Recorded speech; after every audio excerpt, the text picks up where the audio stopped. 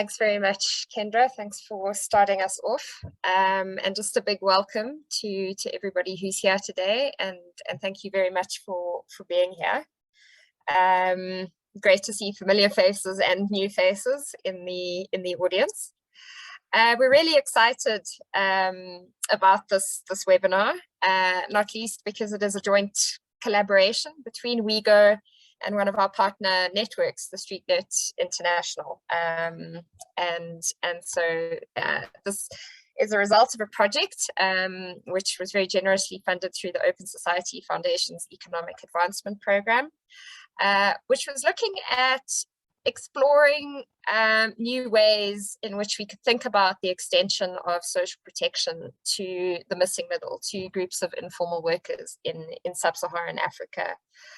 Specifically, you know, in South Africa at the moment, we have a very strong push for a basic income, but across the rest of the continent, that's an almost unimaginable ask. And we wanted to explore, you know, for informal workers, where the political space exists in many countries in Africa is around contributory social protection.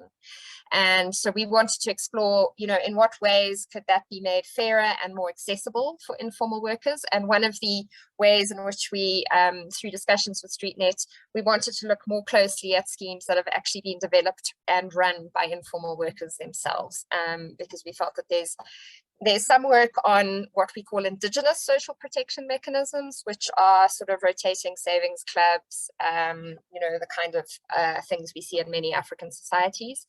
And there, of course, is quite a bit of research on formal social protection mechanisms. But these kind of organizations fall somewhere in the middle. They're very much a part of what we call the social and solidarity economy. And, you know, part of building a wider social movement for social protection, we feel. The research feeds into a longer term program of work to further develop our ideas around grassroots focused social protection, and particularly a workers' education course, which we will be launching next year.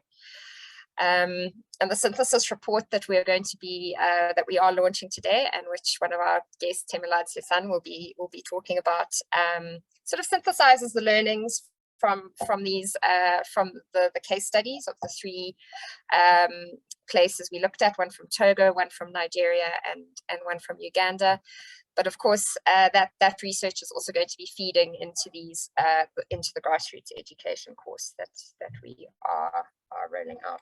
So the synthesis report, as I understand it, is not yet up on the internet, but it will shortly be out. Annie, is that correct to say that the synthesis report is not yet available? I think it has just been released, actually, in the past day or two. Okay. Yes, yeah. All right, thank you. We'll have that in English and French available on the website.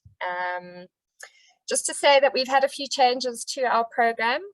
We were going to hear from the UNDP's Regional Service Centre for Africa, who have done an interesting project on community-based social protection.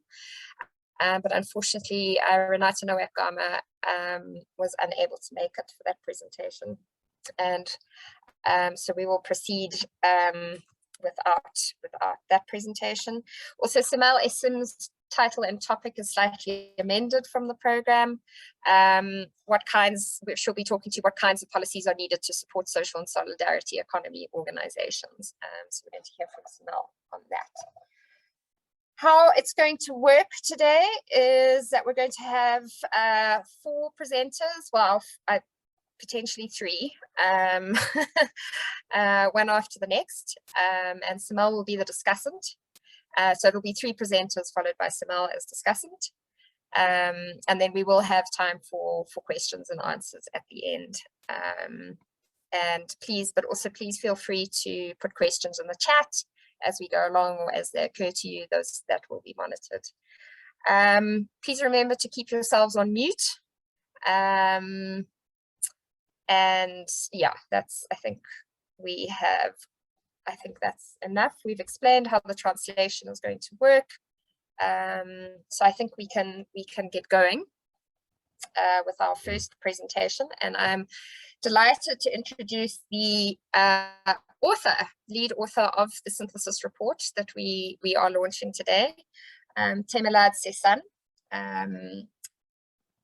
Dr. Temelad Sifan is a development sociologist with over 10 years research and consulting experience in a range of sectors, including agriculture, energy, the environment, public health, transportation, and urban planning. Her work interrogates the social and economic dimensions of public initiatives in these sectors, particularly as they intersect with issues of gender and informality in sub-Saharan Africa. She has disseminated her research through various academic and policy-oriented outlets, including World Bank country reports and United Nations International Trade Forum. She is also affiliated with the Center for Petroleum, Energy Economics and Law at the University of Ibadan, Nigeria, where she has taught and supervised postgraduate students since 2013. So I'm going to hand it over to you, Temelad. Temelad did an amazing job with our report, and I'm sure she's going to do the same with her presentation. Over to you. Thanks very much, Laura. Thanks, everyone. I look a bit fuzzy even to myself here, so maybe I shall remove the filter here. Sorry. I hope that's better.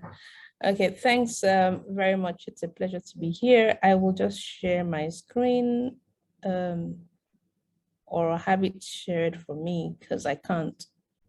It says I can't share at the moment. I've just enabled you, so you should be okay now. Right. Okay, let's see.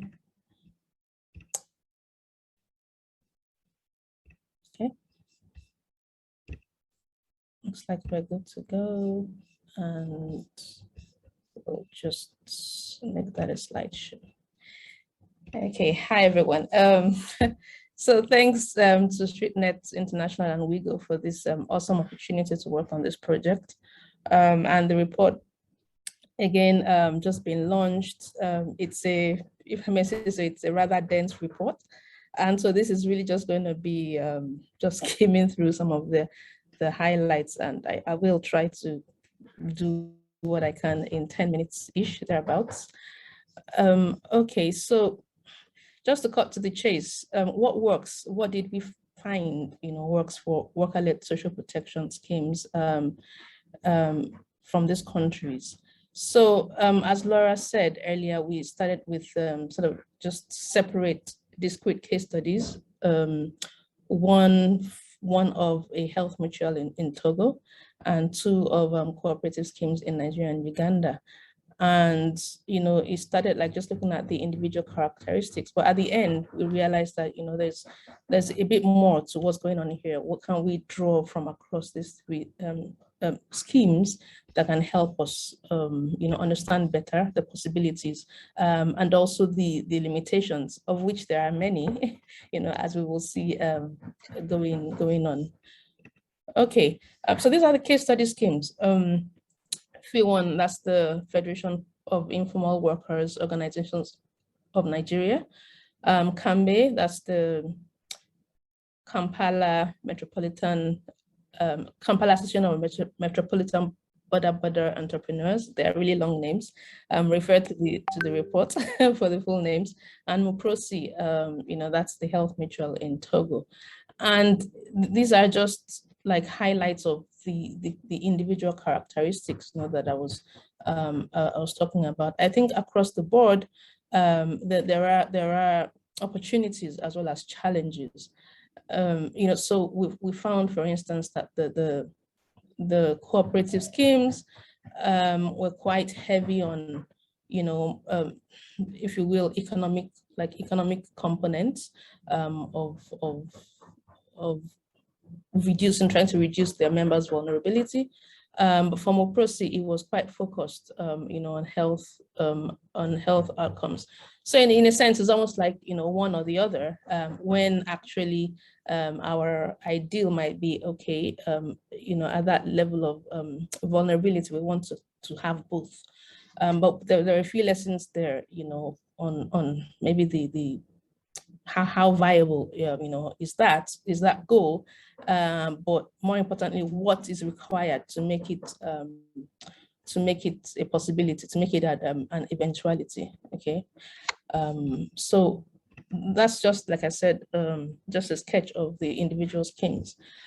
So I just wanted to then highlight 4 key points that came out from again, a cross-study, cross-analysis of the schemes as being important. This is not exactly exhaustive, but it begins to give us a glimpse into the key points, and this pink bubbles really are just excerpts from the actual article, so the actual report. Okay, so you can just read through. I'm not going to read through that, but I'm going to highlight the points. One is, so across the board, there was a high level of responsiveness of each of these schemes, be they economically oriented or more, health, social oriented, or a mix of both to some degree, as with the case of FI1, especially in Nigeria. The level of responsiveness to the actual needs and realities of the workers in their ranks, it's really something that, honestly, you wonder if there's any other way to achieve that level of responsiveness, because just of the intimacy, in a sense, within workers in those cooperatives and health mutuals, and so the sort of first-hand knowledge of the needs and challenges, the diversity of the benefit packages. There was such a diverse range of them across the board, and importantly, I'll just zone in on the third point about these schemes providing a lifeline for members during COVID.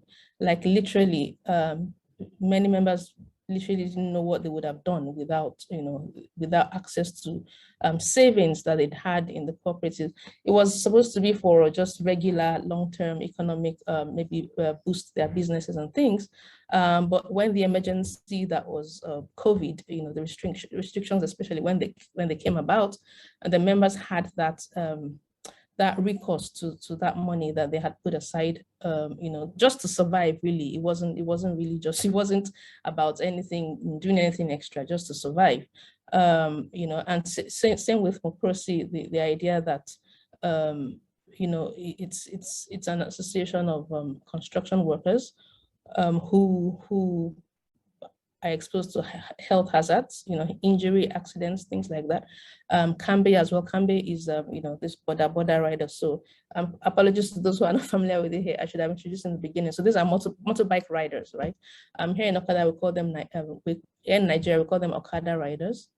In Uganda, they are border riders. I'm sure they have different names across Africa, but they are present, across much of the continent. So you have high levels of vulnerability and precarity, in their job functions.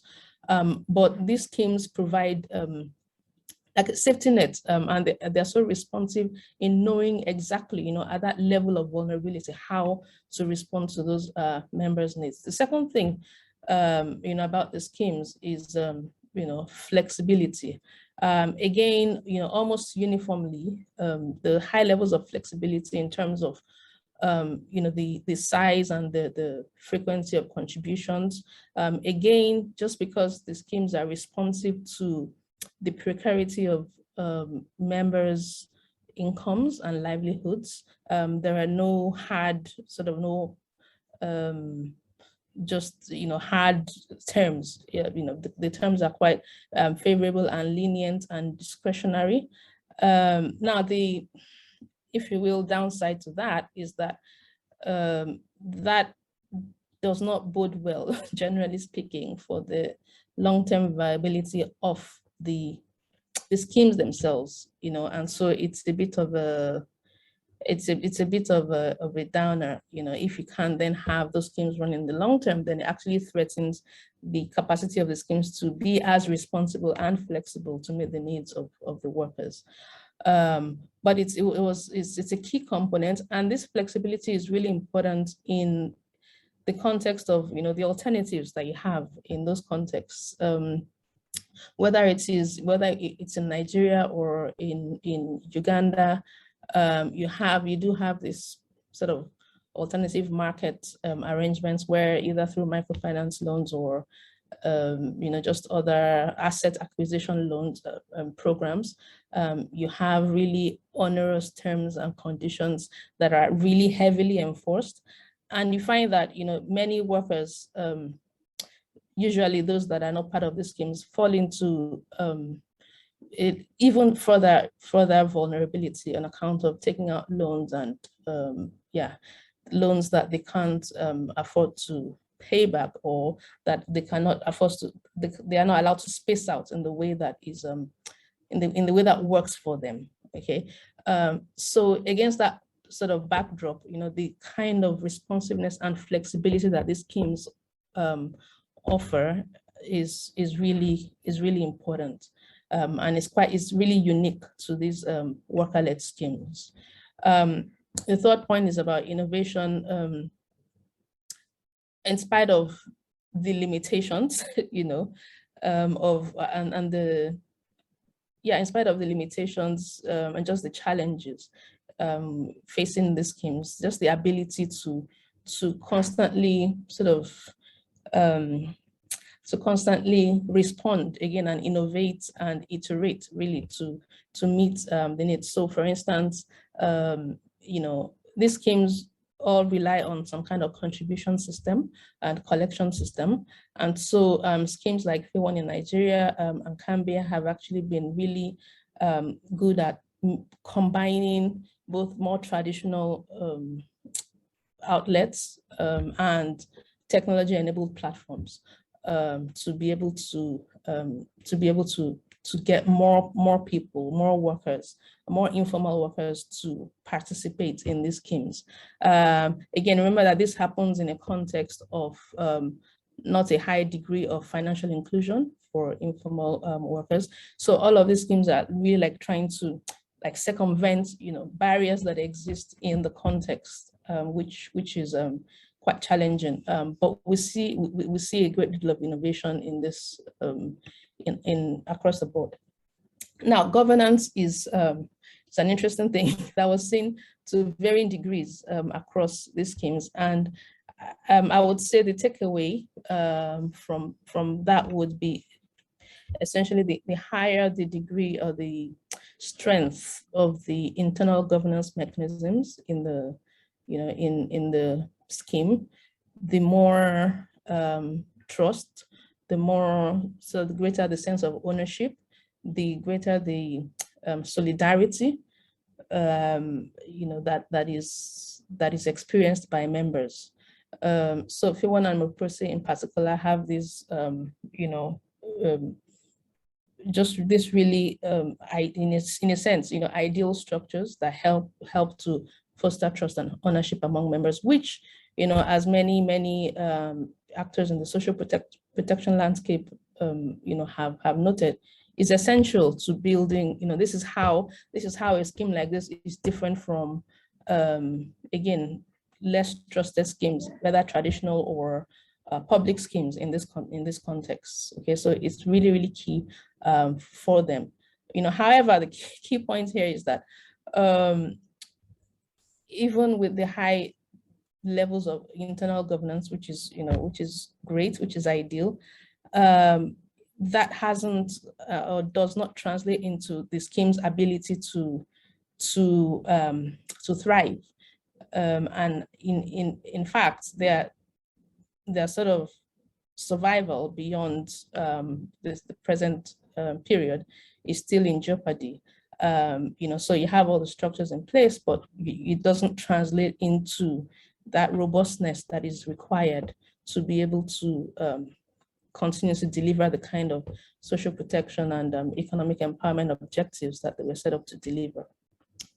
Which brings us to the bottom line, which is, so you take 1, 2, 3, 4, responsiveness, innovation,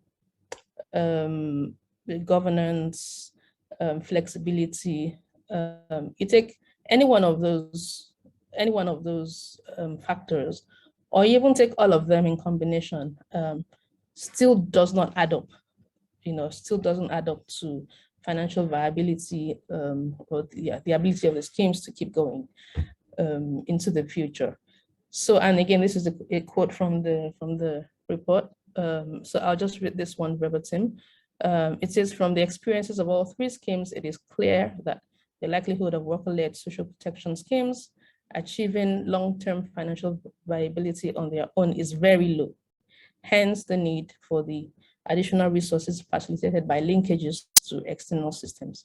So the solution, the way, out of this quagmire of, how to go forward is essentially to foster linkages, to link these schemes with external support. So you take the internal, the schemes with their internal characteristics, to varying degrees, and you link them up with, external support.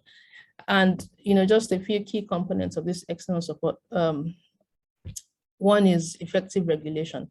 Again, details are in the report, but in the case of OPROSI, for example, especially, there is actually no legal framework that supports the operation of that health mutual. As important as the role it is playing is, it is not recognized officially or formally by the government. Okay, so already that already just gives them a very, very low starting point. But even where there's regulation, so in the case of P1 and CAMBI, even where there's regulation, you find that a lot of it is not enforced. And that backfires, because what happens is that, remember that these are not the only cooperatives in these systems.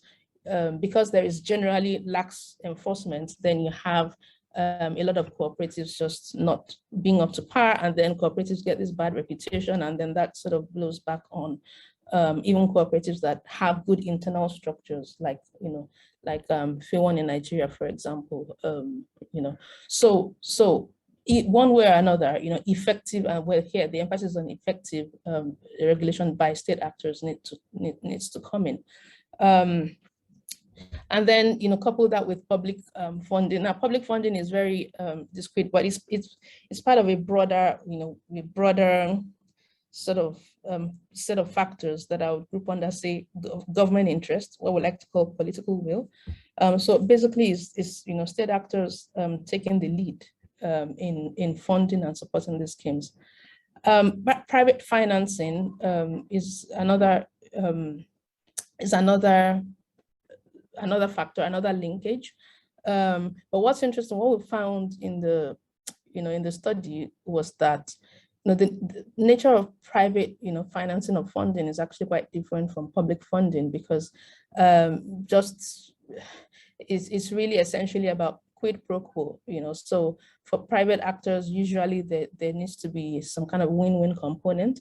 But again, the cases of CAMBI have proven that maybe that's not impossible to realize, especially among, say, industry actors. So you have, like in Uganda, you have CAMBI being supported by bigger players in the transport sector, because you have this direct link to transportation.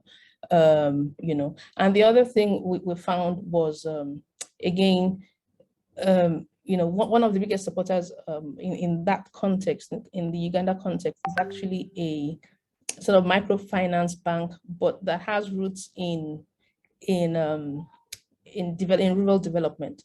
So the sort of bottom line for that kind of private concern is not just about profit. It's also about impact or value.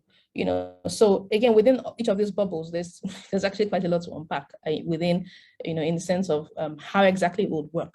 So, but these are just like, headlines of the sorts of linkages that are required. And then donor support. Again, donor support in terms of resources, in terms of funding, but also in terms of technical inputs.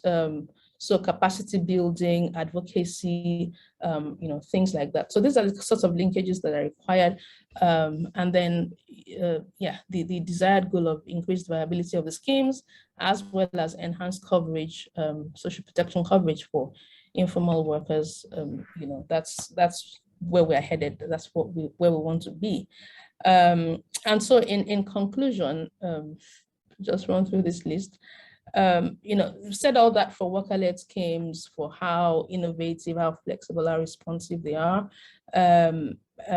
with challenges, with a lot of challenges. But we're saying that some of these challenges can be mitigated, by linkages, key ones being a lack of effective regulation and poor funding, quite frankly.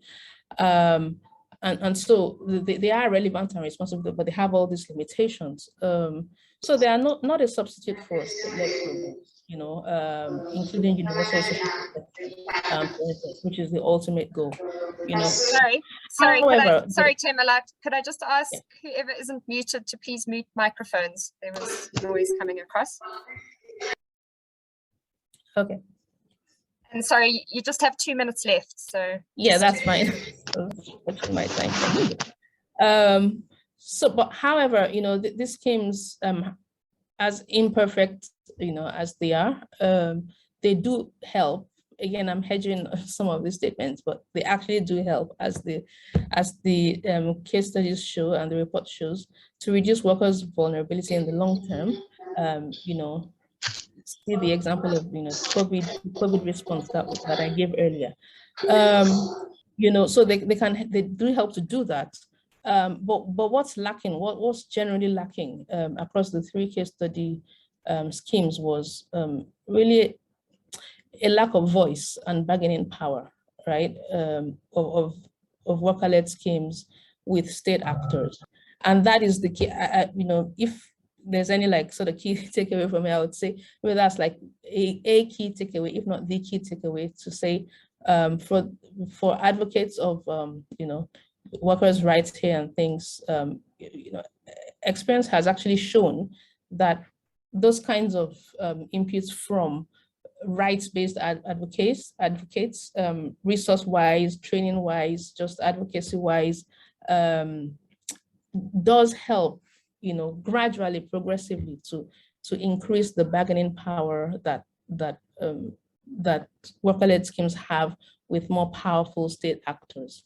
And it's a long process. It's a long process, but I think it's there is cause for hope, and there is cause for just keeping the inputs going, so that again, that capacity is built up steadily, so that. And I think the final point about governments, there's a lot to learn, even just those 4 key points, that I highlighted. They are largely missing, truth be told, from many, the few state programs, that we have. The few state programs, they leave out, many of them leave out entirely, informal economic workers. But so I think it's a point of curiosity for government actors to be like, okay, how do you make this thing work? How is it that, how do worker-led schemes, how do they include, people that are otherwise left out of this equation? But again, that sort of impetus has to come from those governments to create room for this robust dialogue to happen. And that's one of the things that we're doing here today. Hopefully we'll be able to gain some traction from this. Thanks very much. I will end there. Thank you so much, Temalad, and I think that has given a great overview of the report, which I see will be coming out to you in a link with the recording early next week, which is good to hear. So yeah, we heard about responsiveness, flexibility, innovation, and governance, and what was working and what wasn't in the 3 schemes we looked at, and also some reflections on how these schemes could be strengthened. And certainly these schemes as a space for furthering dialogue between workers and the state is, I think, an important takeaway as well.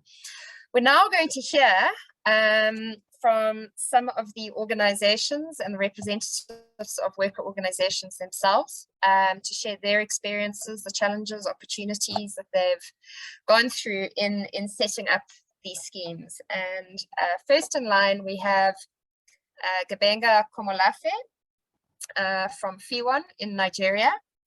Gabenga was born in 1964 in southwest Nigeria and is a well-known a Nigerian human rights and trade union activist. He graduated from the University of Ibadan in 1991 and then went on to work with the Trade Union Congress of Nigeria,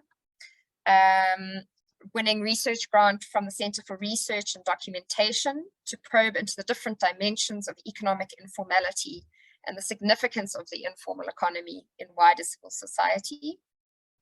In 2002, he joined the American Center for International Labor Solidarity, the Solidarity Center, and helped to design and implement several programs on organizing gender equity, economic literacy for Nigerian trade unions all over the country. In 2010, he resigned from this position to start organizing the Federation of Informal Worker Organizations of Nigeria, or FIWON, in fulfillment of his long-standing passion to help organize working people in the informal sector in Nigeria. And since then, he has inspired several layers of grassroots leaders of informal sector organizations in Nigeria to become more aware of their rights as citizens and working people, as well as participating in various trade union education programs in the formal sector, including for the Nigeria Union of Railway Workers. It's a real privilege to have you here today, Gabenga. I know you were having internet problems, so I am hoping that you are here. But over to you to hear about the experience of FIWON. Yeah, thank you. Good afternoon, Nigerian time, everyone.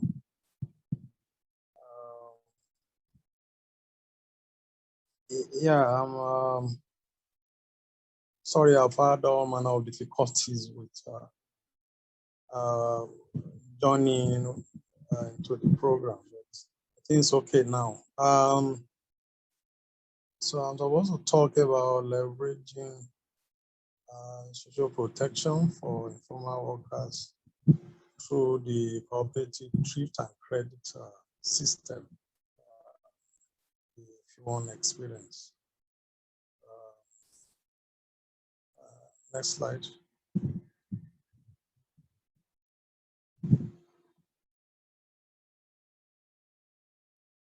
Okay, there is this quote from Togo, starts with a distant rumble at the grassroots level. That kind of summarizes our approach at FIWON to the necessity of getting informal workers at the grassroots involved in issues that affect their life. And of course, the FIWON Cooperative Society is also an illustration of what could be achieved when people come together to address problems and issues that affect their daily lives. Yeah, next slide. Next slide.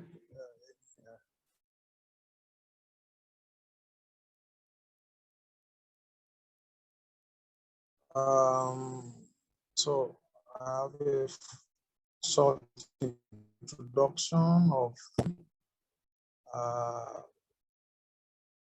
means Federation of Informal Workers Organization of Nigeria.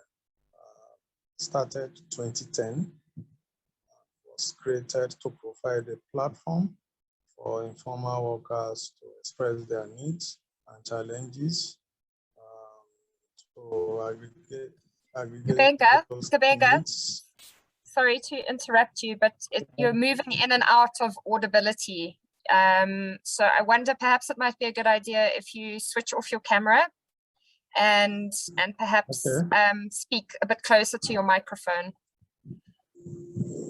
Okay.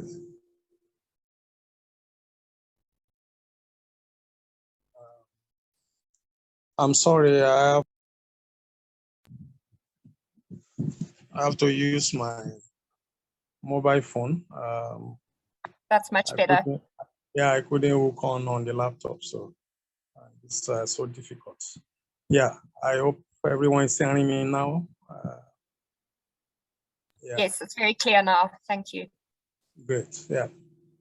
I was just trying to explain the FIWON, Federation of Informal Workers Organizations of Nigeria, started in 2010, and has sought to bring together organizations of working people in the informal sector from all over Nigeria.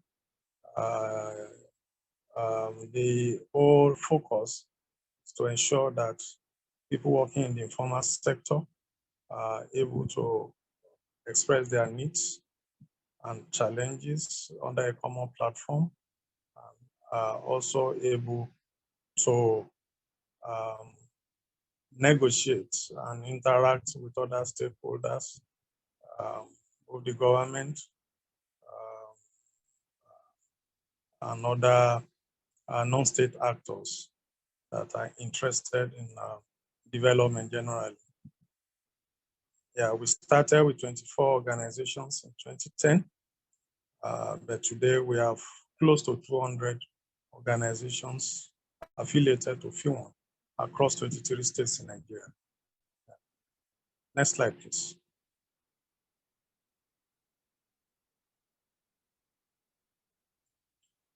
Yeah, I have a little summary of what we do in FIWON. We do a lot of civic and trade union education, which is basically to empower informal workers with basic knowledge of their rights, and also to familiarize them with the law and how they are protected under the law. We also try to familiarize them with international legal instruments, covenants such as the ILO, relevant ILO conventions and recommendations, the SDGs, and so on and so forth, as a way of actually empowering grassroots leaders to engage with state actors and the general public, to express their rights and to also be able to claim their rights, which often are trampled on by government and other powerful non-state actors. We do a lot of leadership education as well. We also do a lot of organizing across board. We have identified about 28 sectors in formal economy in Nigeria, and we've tried to organize across all the 28 sectors. Recently, we have focused attention on sectors that are poorly organized or completely unorganized, such as street vending, domestic work, and waste work sectors. Next slide. Next slide, please. We also do a lot of campaigns. We've had to do a lot of Gabenga, I'm sorry to say this, but you only have 10 minutes. So I think it would be good to move straight into the cooperative if possible. Sorry to hurry you along, but I'd want to make sure we finish in time. Thank you. Okay, yeah. So the cooperative was started 2017 to address the specific needs of our members to save on a regular basis, and also, more importantly, to be able to leverage on their cooperative savings to access social protection services, especially health insurance, old age pensions, equipment leasing, and so on and so forth. Later on, we had to come out with an electronic platform, also to ensure there is greater transparency in the operations of the cooperative. Next slide.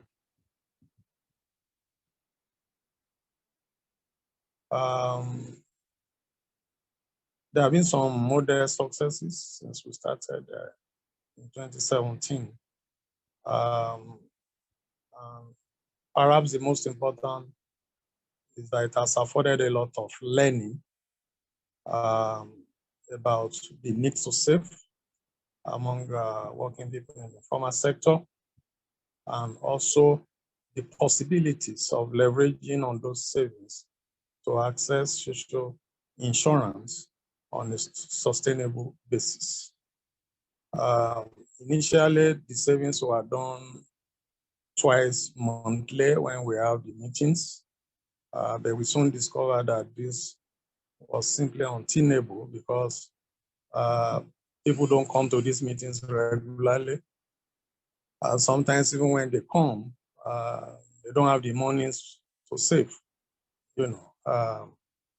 And such was the situation until 2019, when we actually started the electronic platform, and we discovered that there were people who had saved only a few times since inception in 2017.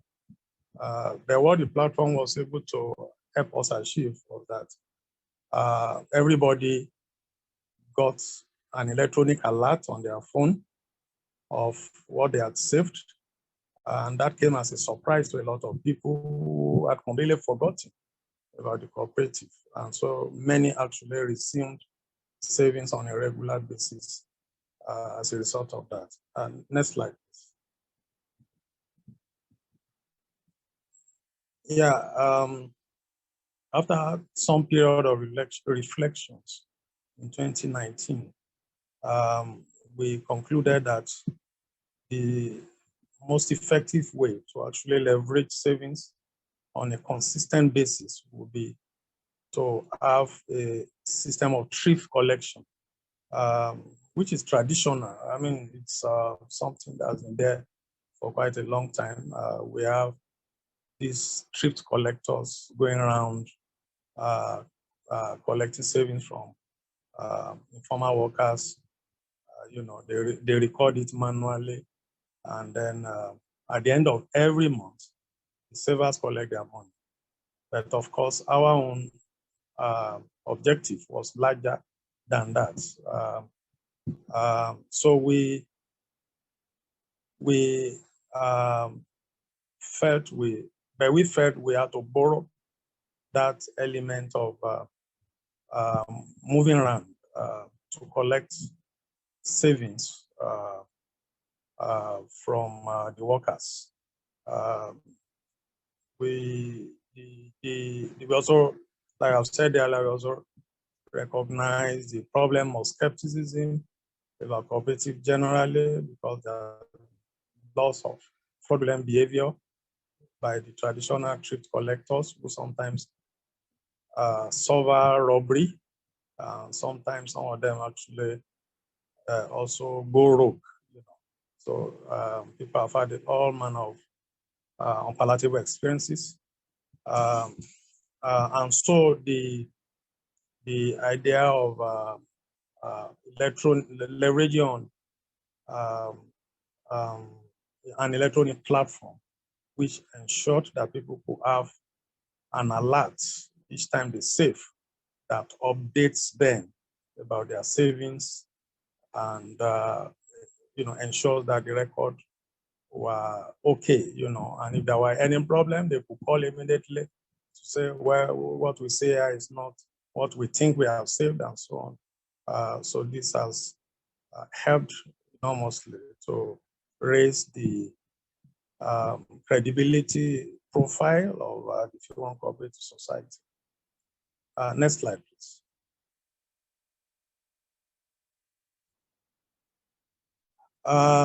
But the main problem remains the fact that we cannot afford to employ full-time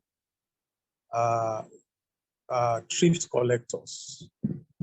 So the next best thing we did was to designate local leaders in the various work clusters to actually perform that task.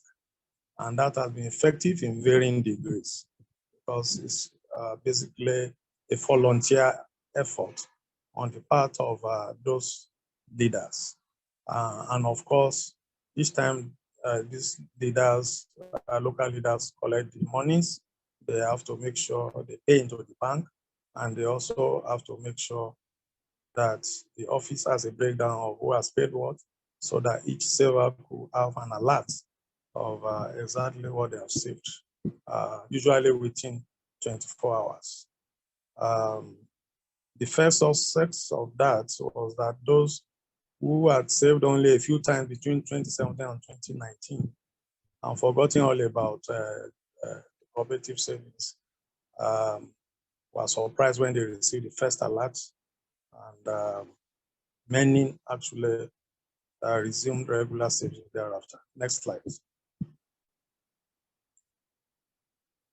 By early 2020, we had gained a lot of traction, though progress was still severely limited because of funds. We didn't have sufficient number of volunteer thrift collectors.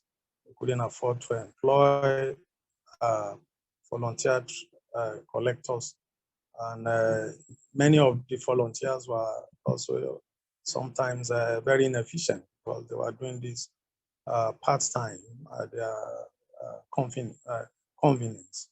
Then the COVID-19 pandemic happened, and the subsequent lockdowns, which had such terrible, devastating effects on informal workers generally. Most members of the cooperative will do their savings during the lockdowns simply to feed. And then a few months after the lockdowns were eased, and now we started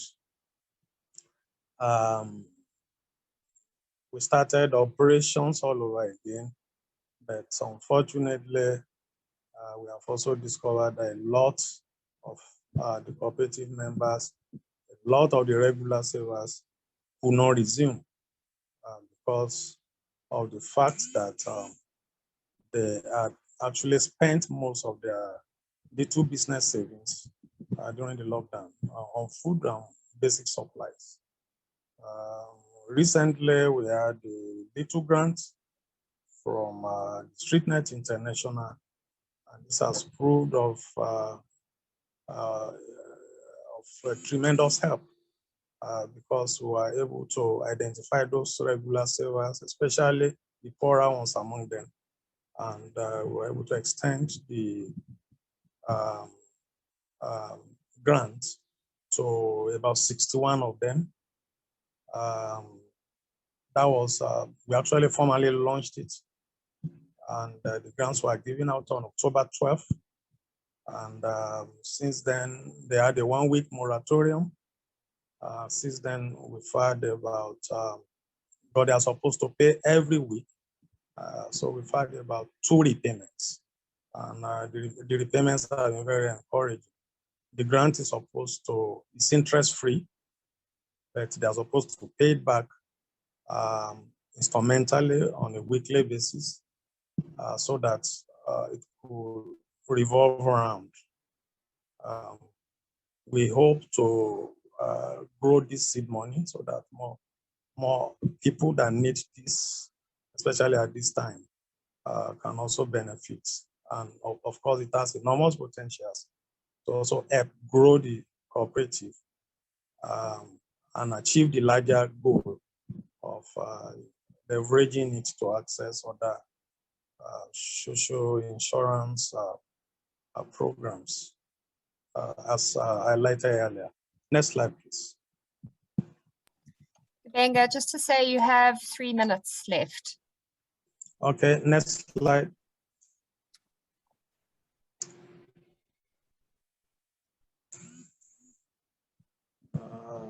Next slide, please. Can we have the Sorry, I next seem to slide? be having some difficulty actually with my connection. I'm pressing next slide, but it doesn't seem to be going on. Might be worth going out of PowerPoint and just going into the slideshow, Annie. I think there's only a slide or 2 left. So,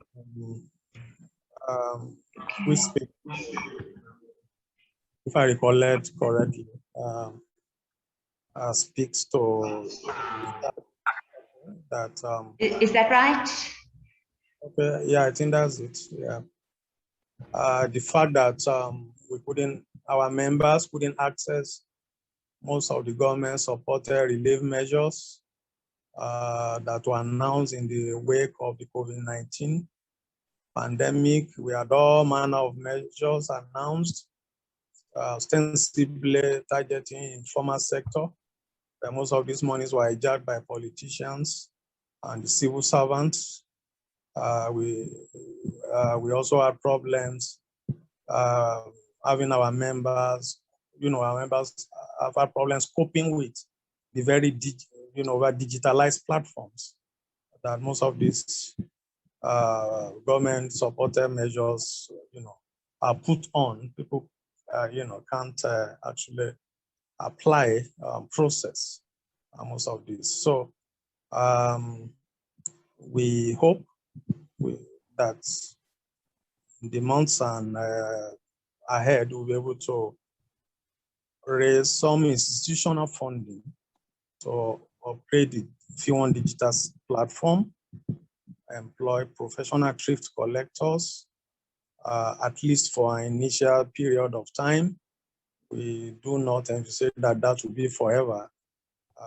Then we also be able to reach out to our many more of our members who are interested, cooperative, and who are also interested in the other social protection, social insurance programs. We actually initially had in view, especially health insurance, pensions, mortgage, and cooperative loans, because people also do need to access credit, every now and then in the course of their work. Thank you very much for the opportunity. Thank you. Thank you so much, Kubenga, and it was wonderful to have you here facing all of those challenges with internet access yourself, and to hear about the pioneering work of F1. We're now going to move to Togo. We're going to hear from Mrs. Yawavi Aglegwe Epse Mwamuzu from StreetNet affiliate Fanatricet, and who have been instrumental in the work of the Health Mutual, Muprosi, which was one of our case studies. Yawavi is a trader of wicks and weavings, an activity she has been carrying out since 2002. She has been a member of the informal sector since she accompanied her mother as a child in the trade of foodstuffs in the very same market in which she continues to work. In terms of responsibility, she has been several times a member of the management committee of water fountains and public latrines in the Nukafu market, and also holds a degree in human resources. She is married and has a family. Yawavi, over to you to hear about the successes and challenges of the Muprosi scheme. Please remember, Yawavi will be speaking in French, so Yawavi va parler français, et si vous voulez entendre l'anglais, vous devez choisir ou passer. Thank you very much for the presentation. I'm Aglegwe Yawavi from Fanatricet, and I will share the information about the mutual health insurance in the formal sector, and the subject of my presentation is challenges and opportunities related to the development of mutual health insurance managed by the workers themselves. And first of all,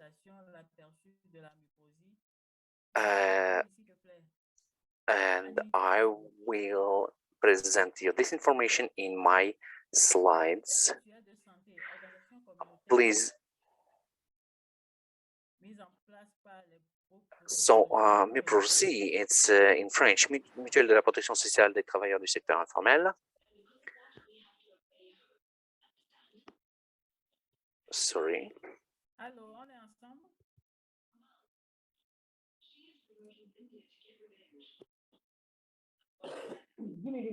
Allô?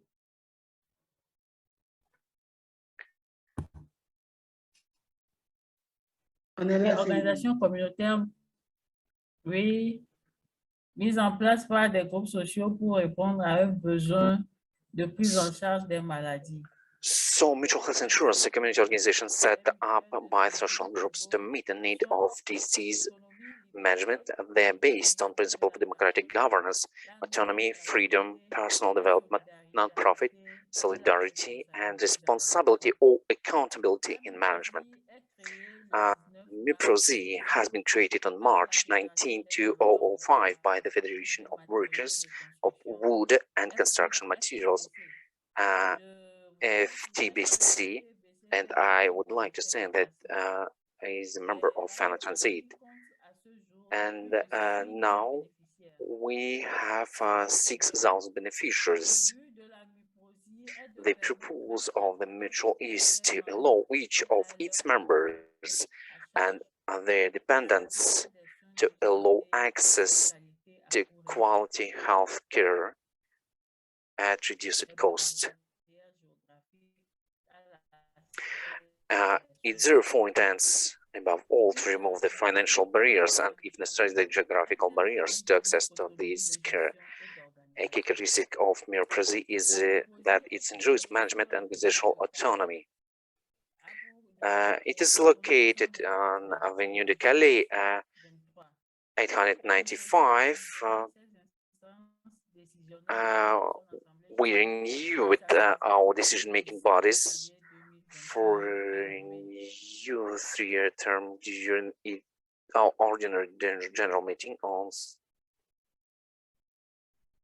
which held in Lome.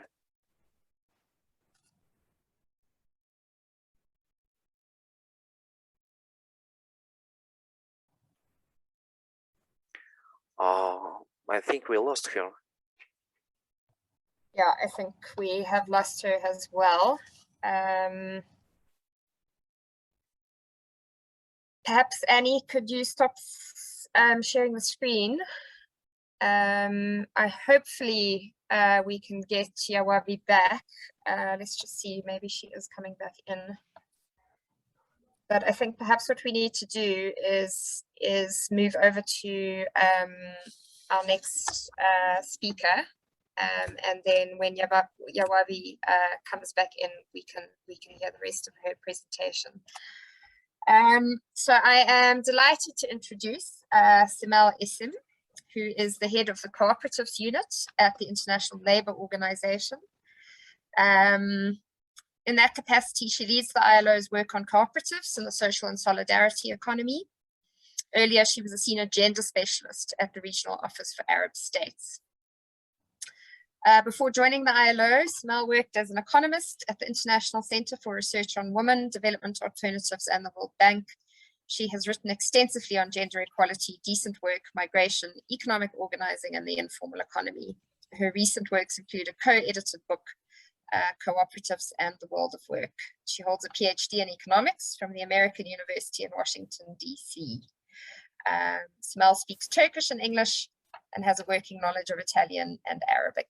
Welcome, Simel, and over to you. I think Yawavi is back. Oh, you think Yawavi is back? Okay, is she back? Okay. Yawavi, are you back with us? Ah, she is back. Okay. Yawavi, you are on mute.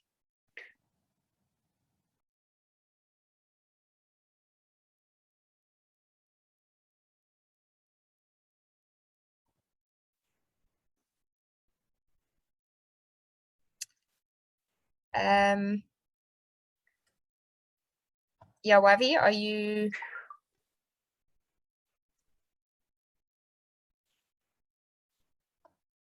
I can't see her. Annie?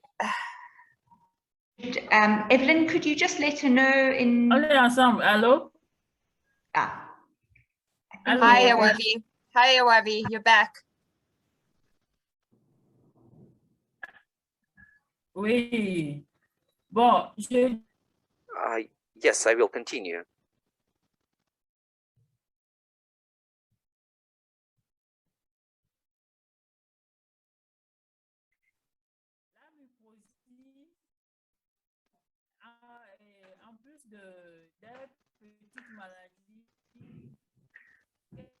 In addition to the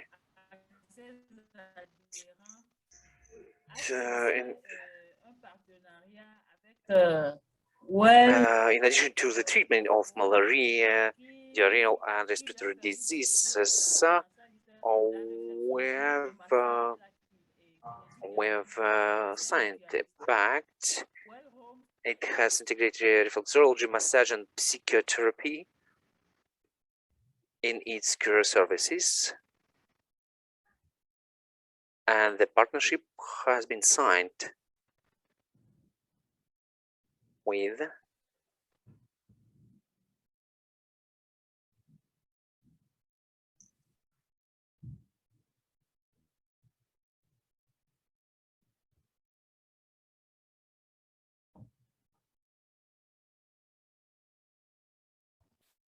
Have we lost it again? Have we lost Jawavi again? I cannot hear her.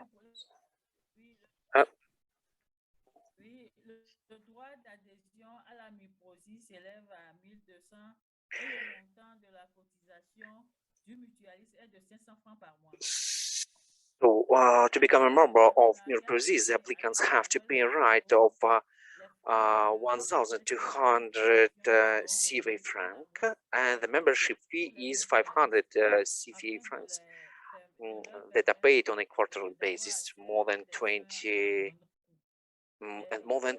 health facilities units are partners of the mutual. With the partnership, the cost of the various services will be lowered for the mutualists of MIRPROSIS, and to allow a large number of people to have access to this care. And now we go to the opportunities.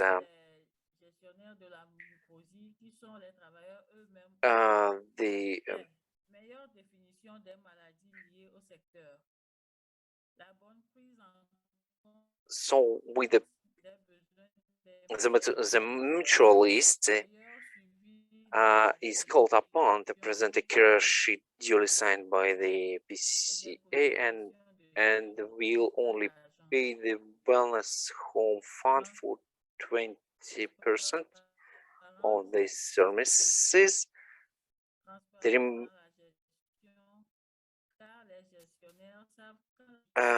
So the opportunities are better definition of diseases encountered by workers in the sector, good consideration of the needs of mutualists in good service policy, better monitoring of memberships and contributions of each agent, transparency in management because managers know that when the mutual company goes bankrupt, they will be affected too.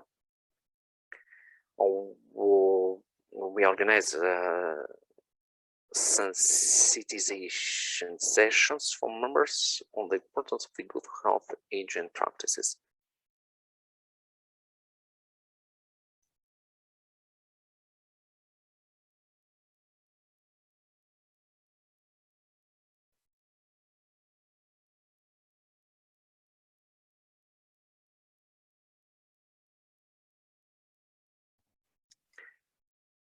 Oh, we cannot hear her. Sorry. Okay. We've lost her again.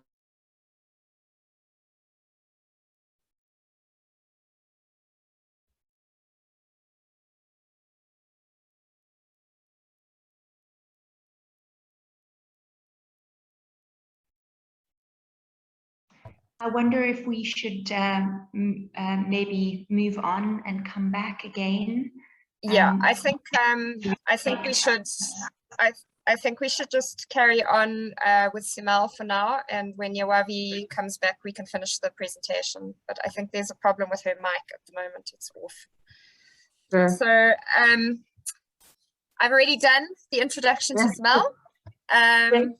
Thanks, Laura. All right, great. No, I was really keen to hear about also campaign positive, very interesting examples and demonstrating how informal account workers develop their own worker-led social protection schemes. Of course, there are other elements missing, as was also coming through from the presentations, like advocating for development of new or expansion of existing government schemes to cover informal workers, which was among the activities of the Federation of Informal Workers Organizations in Nigeria, and also working with governments and private sector toward creation of financing arrangements, hybrid schemes, partnerships.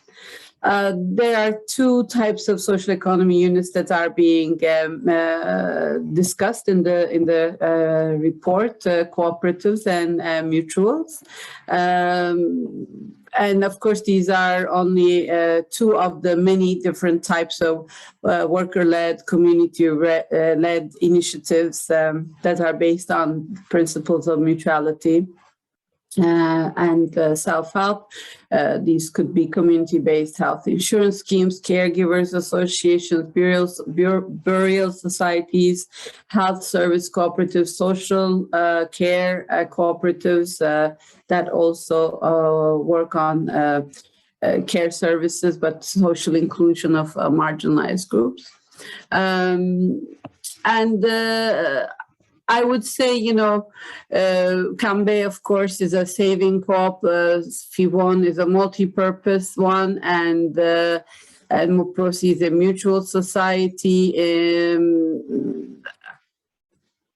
I would say, of course, self-help groups, foundations, associations also fall under, are among the types of organizations that fall under the rubric of SSE. None of the three countries mentioned in this report have social and solidarity economy legislation. They do have co-op legislation, as we heard in the case of Togo. There is not sufficient legislation for the mutuals working in this space.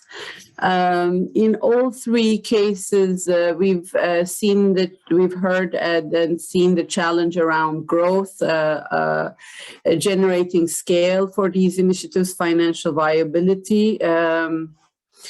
And this is, of course, a challenge across countries. And there is a little bit of a pull and push factor to growth, because I'm sitting in Geneva, in Switzerland, where you have like a duopoly of consumer cooperatives that have gotten so big and in many ways disconnected from their members. So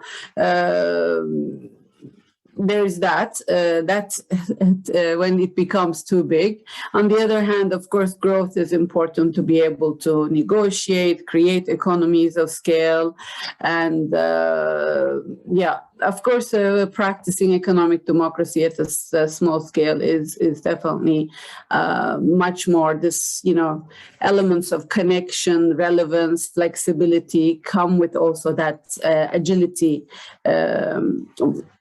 So one way to overcome, of course, this growth challenge is to think not necessarily about horizontal growth, more not in terms of more members to one primary cooperative or mutual association, but think more vertically. And what do I mean by that? But instead of each primary level cooperative or mutual society to grow its membership, it becomes part of a union of mutual societies that brings together 10, 30, 50, 500, of these entities. And this kind of secondary level institution then can be able to advocate for the primary level institutions as its members. It can be doing work in securing training, creating visibility, negotiating with government, innovating new products. So this kind of organization can be useful for that. development of online applications was something mentioned as an of course innovation. Again, maybe at the primary co-op or primary mutual level, it's hard to develop such initiatives, but pulling together the resources, know-how, and reaching out as a bigger entity for setting up such systems can also be more viable. Another vertical integration model in, for instance, the provision of social care services through cooperatives comes from Italy, and some of you may have heard me mention this on other occasions.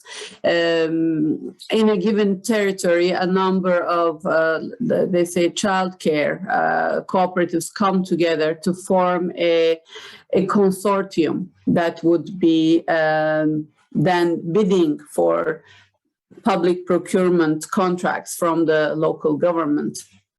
So if they were alone, they couldn't bid for the contract, but if they come, a number of them together, they can.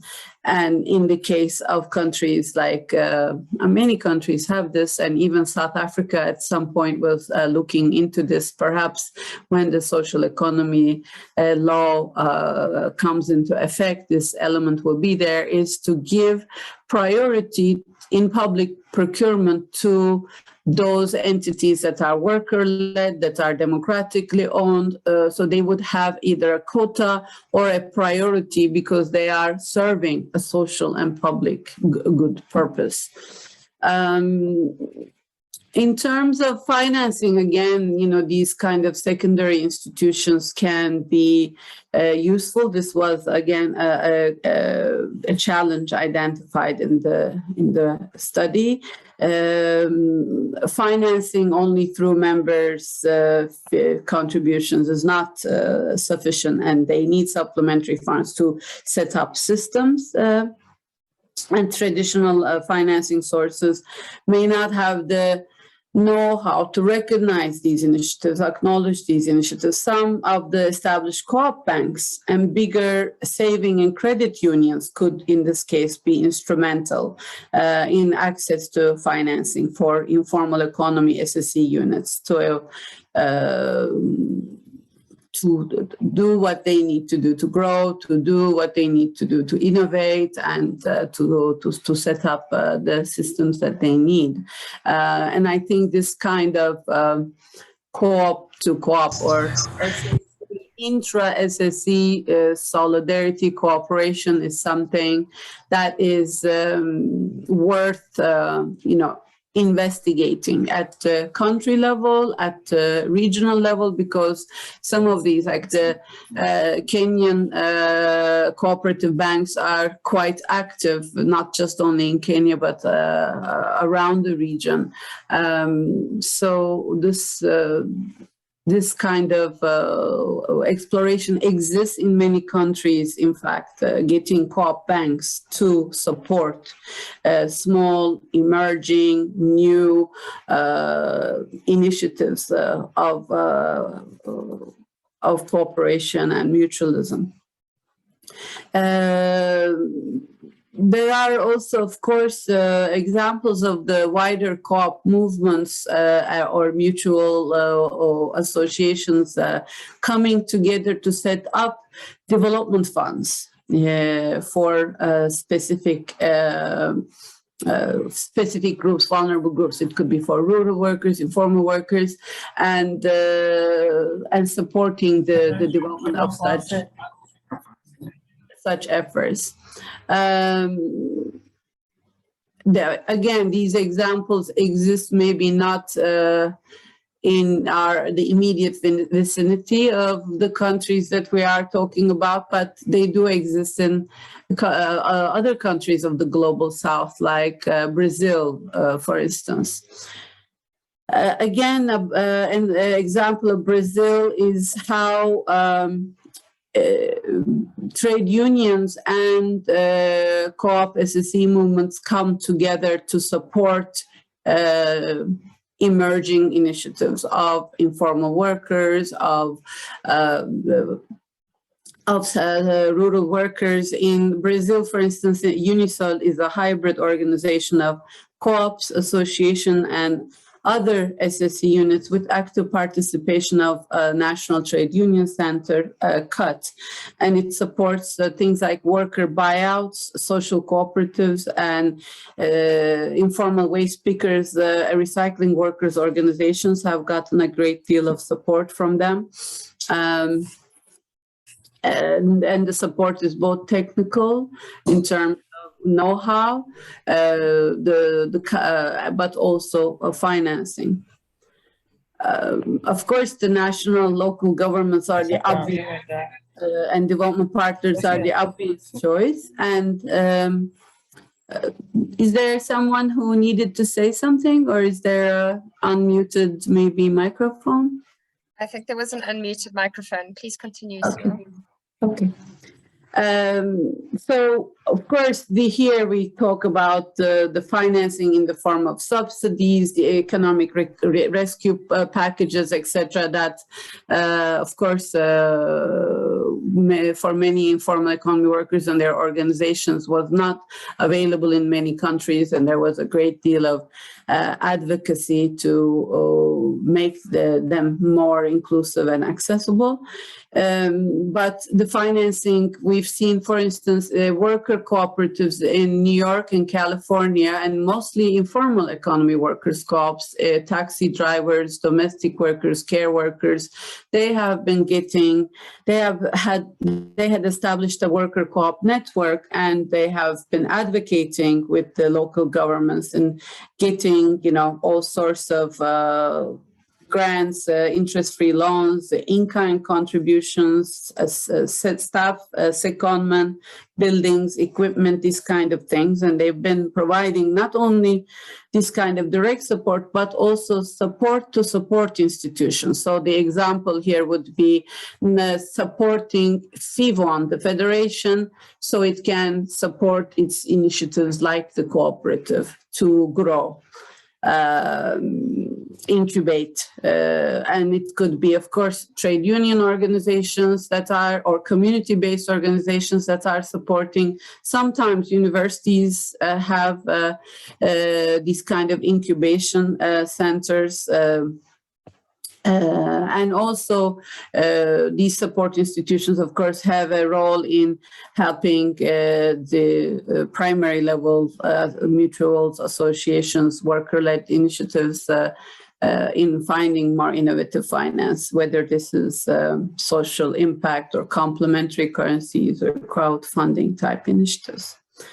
Another element that was, of course, mentioned is the policy legal frameworks not regulating sufficiently, and maybe the laws being old or not being implemented, and the cooperative and mutual form being used and abused. And in this case, I would like to mention, I think this was in the example experience from Nigeria, the distrust to these kind of initiatives because of abuses in the past, or maybe ongoing abuses. And I think, it's important to distinguish that, sometimes, like any form of initiative, organization, economic unit, when it's established, there might be good intentions, bad intentions, and misuse and abuse of the co-op or mutual form. These are not real then cooperatives or mutuals. These are called, there is actually an international convention around, international recommendation from the ILO around that these are false cooperatives or pseudo, mutuals. And they are, what's very important is that legitimate mutual and co-op associations, governments, trade unions to work together in calling them out and working together for their elimination. There are, of course, issues that may be around. Yes. Sorry to interrupt. I think we need to start wrapping up. We've got 5 minutes left until the end, and I'd like to give Yawawi a choice, maybe another chance to speak. Sure. I think that was pretty much it, really. Yeah, the laws, getting the laws right, whether this is SSC laws, the framework, or it is the laws that are for the specific units, like the mutual to operate in health, or social cooperatives to mutual to work in care. Often these laws may come after the fact, so a lot of advocacy is needed by support institutions. And there are ways to overcome some of these challenges. Good practices from, I think, other countries would be a next step to the study. You know, how have such problems been addressed in similar sectors for similar worker groups? That would be a next step to me for the study. So I thank you, and back to you, Laura. Thanks so much, Samel, and that's a really useful suggestion for us to take forward, and I think important for the StreetNet affiliates here to see those good practice, more of those good practice examples, and to learn from them, which is certainly part of what we're hoping to do with some of our social protection education course. Yawawi, I've noticed you, I think you are back. I'm not sure, but I just want to give you a chance to maybe make a few last comments from your presentation before we close out.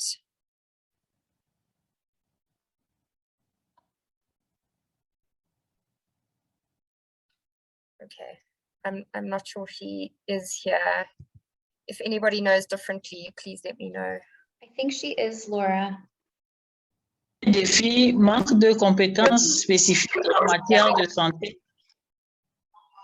Manque de disponibilité en ressources humaines et temporelles nécessaires. Indisponibilité des Lack of produits. specific health skills, lack of availability of necessary human and time resources, and availability of generic products in approved health centers. Lack of partnership, and ability of generic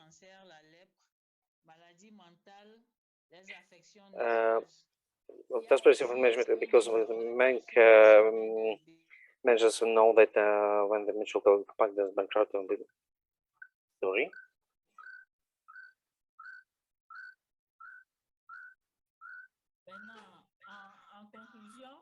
The